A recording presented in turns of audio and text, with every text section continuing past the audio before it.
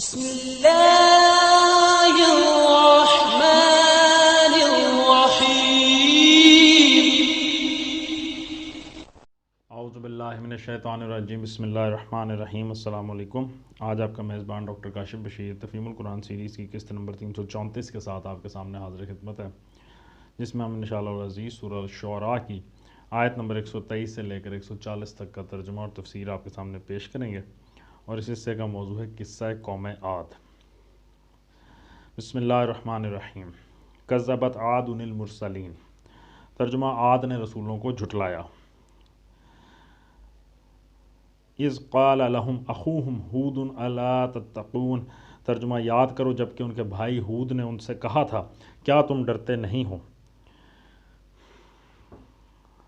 تفسیر میں آتا ہے حضرت ہود علیہ السلام کی اس تقریر کو سمجھنے کے لیے ضروری ہے کہ اس قوم کے متعلق وہ معلومات ہماری نگاہ میں رہیں جو قرآن مجید نے مختلف مقامات پر ہمیں بہم پہنچائی ہیں۔ ان میں بتایا گیا ہے کہ قوم نوح کی تباہی کے بعد دنیا میں جس قوم کو عروج عطا کیا گیا وہ یہی تھی۔ سورہ الاعراف کی آیت نمبر 69 میں آتا ہے کہ یاد کرو اللہ کے اس فضل و انعام کو کہ نوح کی قوم کے بعد اس نے تم کو خلیفہ بنایا۔ جسمانی حیثیت سے یہ بڑے تنومند اور زوراور لوگ تھے۔ سورہ الاعراف کی آیت نمبر 69 ہی میں آتا ہے اور تمہیں جسمانی ساخت میں خوب تنومند کیا۔ اسی طرح اپنے دور میں یہ بے نظیر قوم تھی، کوئی دوسری قوم اس کی ٹکر کی نہ تھی۔ سورہ الفجر کی آیت نمبر 8 میں آتا ہے جس کی مانند ملکوں میں کوئی قوم پیدا نہیں کی گئی۔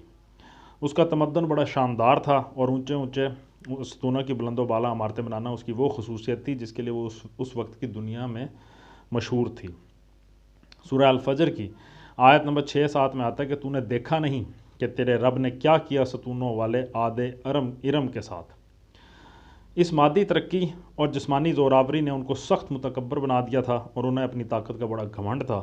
سورہ حامیم سجدہ کی آیت نمبر 15 میں آیا کہ رہے عاد تو انہوں نے زمین میں حق کی راہ سے ہٹ کر تکبر کی روش اختیار کی اور کہنے لگے کہ کون ہے ہم سے زیادہ زوراور۔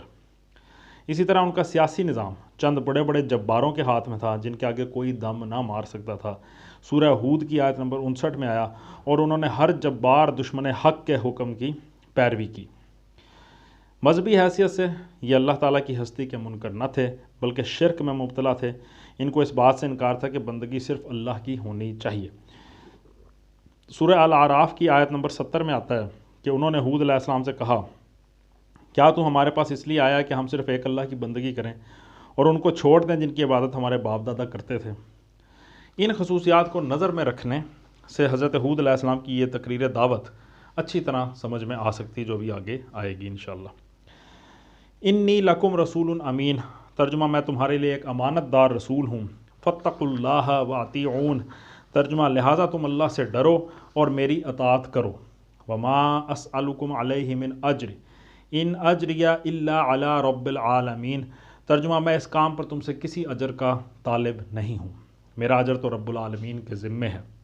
اتبنون بکل ریع آیۃ تعبثون، ترجمہ یہ تمہارا کیا حال ہے کہ ہر اونچے مقام پر لا حاصل ایک یادگار عمارت بنا ڈالتے ہو۔ تفسیر میں آتا ہے یعنی محض اپنی عظمت و خوشحالی کا مظاہرہ کرنے کے لیے ایسی عالی شان عمارتیں تعمیر کرتے ہو جن کا کوئی مصرف نہیں، جن کی کوئی حاجت نہیں، جن کا کوئی فائدہ اس کے سوا نہیں کہ وہ بس تمہاری دولت و شوکت کی نمود کے لیے ایک نشانی کے طور پر کھڑی ہے۔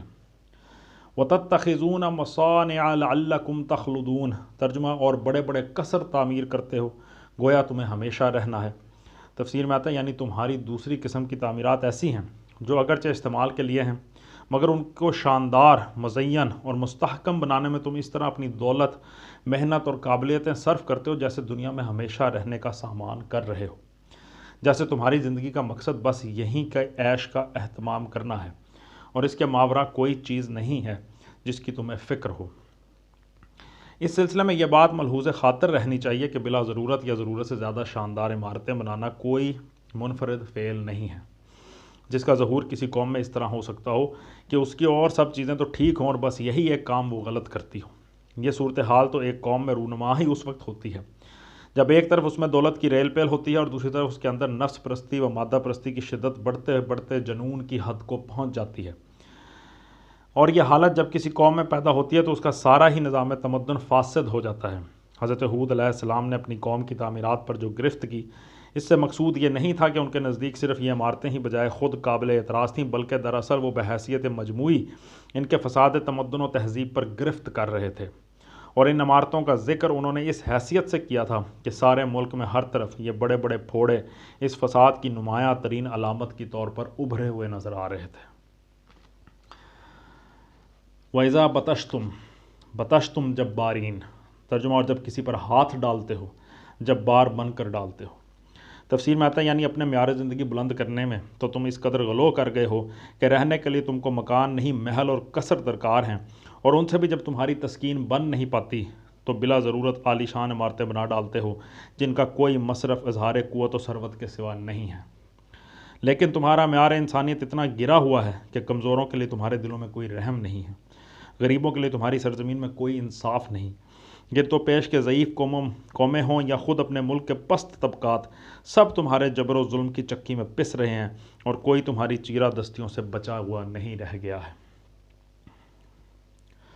فَاتَّقُوا اللَّهَ وَأَطِیعُونِ، ترجمہ، پس تم لوگ اللہ سے ڈرو اور میری اطاعت کرو۔ وَاتَّقُوا الَّذِی أَمَدَّکُم بِمَا تَعْلَمُونَ، ترجمہ، ڈرو اس سے جس نے وہ کچھ تمہیں دیا ہے جو تم جانتے ہو۔ امدکم بانعام وبنین وجنات وعیون، ترجمہ، تمہیں جانور دیے، اولادیں دیں، باغ دیے اور چشمے دیے۔ انی اخاف علیکم عذاب یوم عظیم، ترجمہ، مجھے تمہارے حق میں ایک بڑے دن کے عذاب کا ڈر ہے۔